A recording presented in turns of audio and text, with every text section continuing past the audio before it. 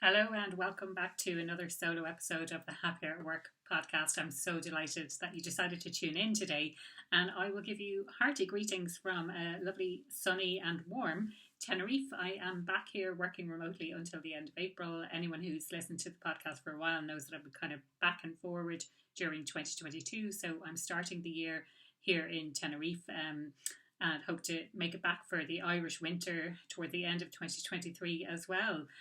The other thing I wanted to say, because it's my first solo episode of 2023, I wanted to say Happy New Year. It might seem like a long time since the start of the new year, but also kind of as a way to check in with any goals or intentions that you have for the year. And I know certainly a lot of people that I've spoken to have the intention of finding a new job this year. And if that's you, then I think that today's episode is really going to resonate with you. So today I want to talk all about toxic workplaces. Now, I have addressed this issue a couple of times in the past.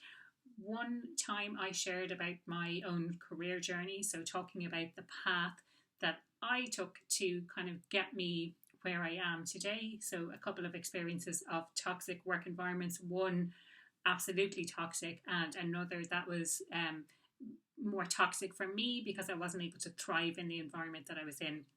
So go and check out episode 101 of the podcast. If you haven't listened already, check that out if you want to learn more about my career journey. I also shared some insights from a recent MIT Sloan Management Review article, or a couple of articles, should I say, that talked about this concept of toxicity and why leaders should be really focused on that and making sure that their environments are not toxic. So some of the causes of toxicity, what a toxic environment looks like, and the fact that people are 10 times more likely to resign from an organization if they find themselves in a toxic environment when you compare it to their likelihood of resigning due to pay-related matters. So I thought that was quite interesting. Again, that's covered on a previous episode. For the purposes of today's episode, I suppose I want to bring that notion of toxicity back to kind of day-to-day language and day-to-day thinking. And the reason I'm doing it is because it's that time of year, because a lot of people are thinking that they might find a new role this year. So that's number one. And the other reason is because people reach out to me so often about understanding more about how to create happier working environments for themselves as well as for other people. And I thought it really worth addressing this issue of toxic workplaces because at its core, and it's taken me a while to really find this language, and I'm not really sure why it's taken me so long, but at its core, it's really about eliminating this toxic work behaviour, eliminating toxic workplaces by educating people, by supporting people, by consulting, by coaching, and really stamping out this type of behaviour because there's no need. Everyone, as I've said before, everyone deserves to be happier at work. And when you're not happy at work, it trickles into other aspects of your life as well. You take it into relationships, you take it into, it trickles into your health as well. So it's something I really, really wanted to address. So I suppose if we take a kind of a broader look, and as I mentioned a little bit earlier in today's podcast, there's kind of this more general toxic environment. And I have experienced that where there is around 50% staff turnover, really poor leadership. So there's that kind of general toxic environment. But then there's this other, maybe feels toxic to us because we're not able to thrive in that environment, but it's not necessarily toxic to other people as well. So thinking about those different types of toxicity and addressing them equally because they are both toxic if we're experiencing that toxicity ourselves. On this concept of the not fitting in at work or feeling like it's just you who maybe is in the wrong environment and it's not necessarily toxic for the other people who are there as well. Again, this is addressed in previous podcast episodes, so definitely go and check those out. The first one to check out is the interview-based episode I did with Aoife Mollin. Aoife looked at this concept of fit in a qualitative perspective, or at least the concept of fit came through from the qualitative research that she did. And I conducted my research on this, the concept of fit from a quantitative perspective. And again, I shared that in previous episodes, both with Aoife, the interview-based episode, and also talking about happiness at work and what it means and how to achieve a sense of happiness at work. So go and check those out if you haven't already. I want to share some insights from both myself and clients in relation to what a toxic environment is, what it looks like, what it feels like. So some of the things that have come back to me and that I've experienced firsthand as well is this general toxic environment. So it's kind of, you're just in this environment where it's toxic. And for me, that always comes from the top as well. So it's leadership responsibility. And it's this poor communication, poor leadership, unclear expectations, and sometimes deliberately under-resourced. So they know that there's more work to be done than people they have. And so the expectation is that you work all of these long hours, you work late into the night, you work weekends, and there's no sign of that letting up. It's not an end of quarter issue or end of year, you need to do a sales drive, or you need to do the books or something like that. This is purely, a constant. We know that we have more work than we have people, but we want to maintain profitability. And I certainly have been in that environment at least once that I know of, where we were under-resourced, and the morale around the rest of the team was really low because we had to put in all of the extra hours, and we knew that there were gaps in the team, but they weren't proactively being filled. So really, really frustrating from our perspective. The other then is the idea of a toxic boss. And I certainly have experienced this as well. So this is the kind of boss that will maybe compare you to other people. Oh, Jane was able to bring in 10,000 euros last month. How about you? Why couldn't you do the same? And comparing you unfavorably to people, even if they have more experience than you do. So comparing you to colleagues unfavorably. Another thing is micromanagement. And I know certainly from the comments I get, a lot of people can relate to this when they have a micromanaging boss. And interestingly, I always assumed that micromanagement sort of happened at entry level, where, you're managing people for the first time. But from the conversations that I'm having with my clients, it sounds like if you're a micromanager, it can kind of, I don't know, is it once a micromanager, always a micromanager? But you can be at senior levels and still be micromanaging people. And, I suppose as an aside, I do wonder how those people manage to get promoted if they're micromanaging people. Is that they're not, are they not receiving that feedback? Are they being promoted out of their depth so they leave? There's all of these things that could be going on.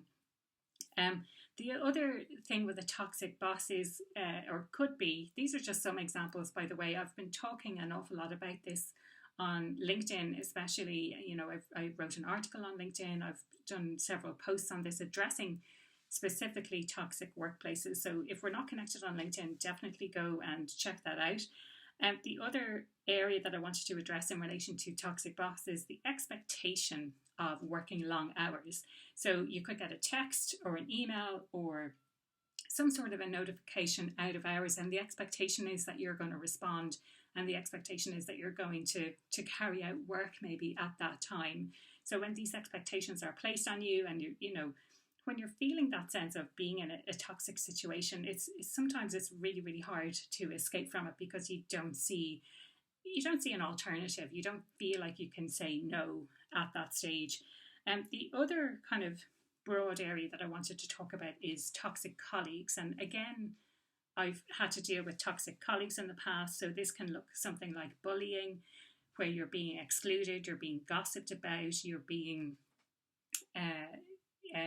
actively bullied, or people are, whether it's they're making fun of you or they're talking about you behind your back, they're leaving you out of conversations or leaving you out of situations deliberately. They're not including you, so you're kind of being left to your own devices.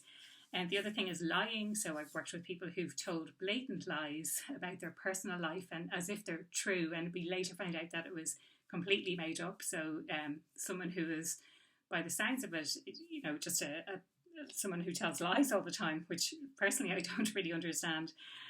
Insubordination is another one. So this comes up a lot, I think, and certainly in my own experience, having managed someone who was formerly a peer and being managed by someone who was formerly a peer, is this concept of insubordination. So when you're not following the instructions or the advice that your manager has directly given to you, I'm always looking to address specific topics that will help people on the podcast. And maybe I have covered the idea of how to manage up and how to deal with a difficult boss, but I haven't specifically dealt with the issue of how to handle the situation, whether you are the person being managed or whether you're the manager, when you have to manage someone who was formerly a peer.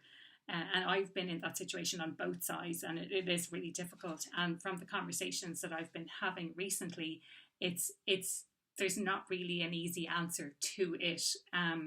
So maybe that's something that you want to learn more about, and do let me know. Feel free to reach out. Another thing from toxic colleagues is when they're feeling really unmotivated and they're not really pulling their weight, and you have to kind of carry them, or you kind of feel like you're doing all of their work for them as well. And the point that I want to make around toxic work environments is that oftentimes people stay in this environment because they think they have no option. They think that they have no choice, that there's nothing else out there, that they won't find the same thing, or that they're overly focused on one thing that they do like, whether it's the flexibility that they have, or they have a good boss, or they have a friend at work, something like that. But I want to remind you that if you're in this toxic situation, it is okay if you leave. A lot of people do stay in these situations for a long time, and it can get worse. A lot of the time it gets worse rather than getting better. So I just wanted to remind you that it is okay to leave. If you want to leave that toxic situation, that's okay too. If you do decide to stay, it's worth looking into any policies or procedures that exist in the workplace to address the type of issue that you're having. So if that's a bullying issue, if you have a kind of a grievance with your boss, maybe talk to HR. Can you speak to your boss? Can you speak to your boss's boss? Have a think about what steps you can take to try and change the situation if you feel it's worth changing, if you think that you'll be okay from it.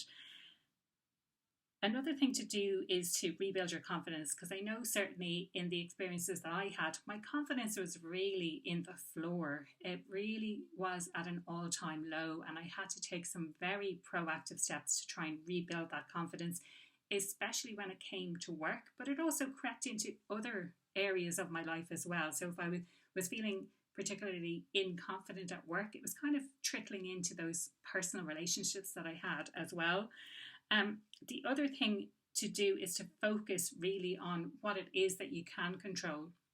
So you can control things like the behaviour that you demonstrate and the reactions that you have, and don't stoop to their level. So focusing really on what you can control. What you can't control are other people's behaviour, other people's opinions, what other people say. You can't control other people. You really need to focus on yourself and what you can control. And another thing, and I kind of alluded to this earlier, is focusing on one thing that you do like at work. So maybe you like your boss, maybe you like the flexibility or the location or the fact that you can work remotely. Maybe you like your colleagues, maybe you have a friend at work. So focusing on those kind of core areas, I suppose. Now, if you do decide to leave, there are obviously a few different steps that you can take. And if you want to leave without anything to go to, and I've done that on 2 occasions, I didn't have anything else lined up. But in one situation, I just thought I really have to get out of this situation for the sake of my own mental health. And at the time, I probably didn't even know the term mental health. It's not something that was often spoken about. But for myself and my sanity, let's say, I needed to leave that situation. And in another one, it kind of escalated and escalated until it got to the stage where I decided it's going to be just easier if I get out of this situation. I didn't want to stay in that situation any longer. So maybe have a look at your finances and see if you can get out of the situation immediately, if that's what you want to do. Or how long do you need to stay? What kind of process do you need to put in place in order to find something new for yourself? Have a think about all of these different things and the options. Maybe you need to update your CV, you need to update your LinkedIn profile, but also talk to a recruiter who might be able to support you. Talk to friends and colleagues. Reach out to your network to see if there's anything else that's happening. I think more from an internal perspective, then focusing on what is it that you actually want. And you probably are very aware of what it is that you don't want at the moment. So you're like, I don't want that situation again. But you're also going to be hypersensitive to not want to go into that situation again. And it's really important not to go into that same type of situation, because then you might start blaming yourself and think there's something wrong with you as well. So really focus on what it is that you actually want, whether that's industry, whether it's the company size, the company type, the type of manager that you want to have, how you want to be managed. Think about as well your values. So what are your core values? Do you know what they are already? And seek out companies that reflect or are similar to the core values that you hold. Talk about understanding your needs as well. What are your needs at work? What do you need from this work, from this job? Is that going to be used as a stepping stone to get you to your next place? Are you looking for something a little bit longer term? And also think about your strengths. And again, the values, needs, and strengths piece, I have addressed these in previous episodes of the podcast. I also wrote very detailed information on my LinkedIn newsletter. If you want to check that out on my LinkedIn profile, covers all of these different things of how to find out what your needs are, how to find out what your strengths are, as well as your core values and why they're so important when it comes to work. So that's what I wanted to share on the podcast today. As I mentioned, I am on LinkedIn. I would love to connect with you there. Feel free to reach out, but do let me know where you heard of me or where you saw me. I do receive quite a few connection requests, so it'd be really great to know that you've listened to the podcast and that's why you want to connect with me. If you have any questions, if you have any suggestions for future episodes, then do feel free to reach out. And I'm also on Instagram, so you can check me out on happieratwork.ie over on Instagram. And I look forward to connecting with you there. Always open for a chat about happiness at work, so do reach out if you would like to get in touch.